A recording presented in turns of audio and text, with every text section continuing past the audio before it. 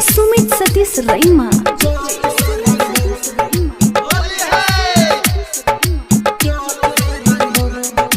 Mix by Balbhadra Singh. चढ़ल छै हमरा के फगवा के नासा, आखुन बिगाड़ देबो तोर गे दासा।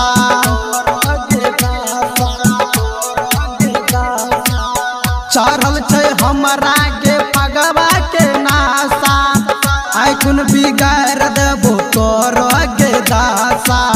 केतनो भगई भी त नहीं भागबो, केतनो भगई भी त नहीं भागबो।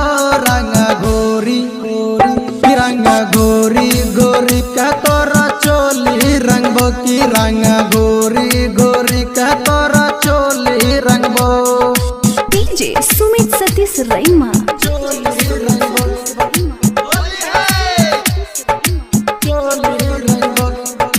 Presented by PM recording studio Alamnagar Madhepura. Writer Bhuchal के चीता के प्यारी, बाल की रिश्ना डाल तो भर के पिचकारी।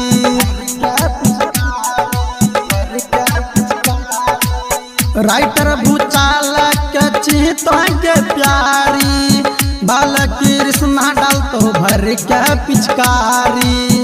बल्लू कहे छो रंग